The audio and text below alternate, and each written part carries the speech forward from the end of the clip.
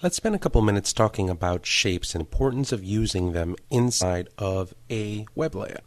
I'm going to single click on File, I'm going to click on New, and I'm going to use the preset that I made in the previous video of 955 by 600. I'm going to click on OK. Once I have that set, I'm going to expand the Layers panel, and from here I'll create a solid color fill layer. Having that set, I'm not going to worry so much about the color here, but I am going to worry about organization. Double clicking on this and calling it Web Background. Now that that's set, I'm going to hold on the Shift key and single click on this folder icon to be able to create a group, and I'm going to name this group Background Elements. This is where I'm going to place all of the stuff that pertains to the background of a page. Now, from here I can go ahead and start using shapes, and shapes are pretty straightforward. If you single click on the shape, you have either shape layer option, or you have path option, or you can fill the pixels. I'm just going to use the shape layer option, and I'll use a specific color. But take a look. I'm just going to click, drag, draw all the way across, and now I have a shape here.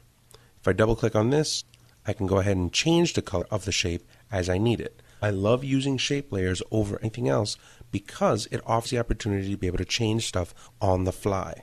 So that's a good thing. Let's just say that I wanted to create a super dark website. I can just go ahead and make my navigation right here and then try to decide whatever color I want. Obviously, I could also go with something like cooler to be able to do this. Now I'll click OK, and it looks like it's outlined, but it's not. It's just that the path is selected here. So if you switch to a different layer, that's actually what it looks like. So I could add a stroke to it by just double clicking on this and add a stroke. I can go ahead and select the stroke color and select the stroke size and the opacity for the stroke itself. And now in just a couple of spots, now I've made a little bit of a navigation. And that's not bad. Now, for light colors, let's just say that I have a lighter website, something like, I don't know, something like that. And let's say that I use a different color over here. Let's say that I used something like this. Now, I'm not using web colors just for illustrative purposes. But let's say that I had something like this. If I really wanted this to pop onto the page, what I would probably do is add yet a drop shadow or some type of glow to be able to give it a little bit of texture. In this case, a drop shadow probably works. I would go ahead and grab this and maybe work a little bit with the spread to be able to give this a little bit of dimension on the page. I could even add a little bit of a bevel and get rid of that stroke, and then just play with the depth of the bevel and the size of the bevel to give me a little bit of dimension there. So what I also can do from here is I can use more than just a rectangle shape to be able to create a bar. I can use it to make the main container of a site. For example, here I have this bar, right? I can just transform this, and holding down the Alt key, just bring this in a little bit here, and let's just say that I drag this up and bring this up from top to bottom and hit the Enter key. Now I've set up the main container of a website, and these drop shadows and bevel don't necessarily work for me here. Get rid of the drop shadow, get rid of the bevel and the stroke, and now all I have is just an open shape. So this could serve as the background if I wanted to be able to see what a smaller container would look like on a background file. Let's switch this yet again, and what I'm going to do, I'm going to make this a really dark with a darker layout. And if I wanted to do this, what I can do from here is then stroke this shape with a lighter color, and maybe to add some interest, I can go ahead and add an outer glow and kind of bring the size of that outer glow out. Let's say we'll really spread it, and then we'll decrease the size, and maybe we'll play with the opacity a little bit.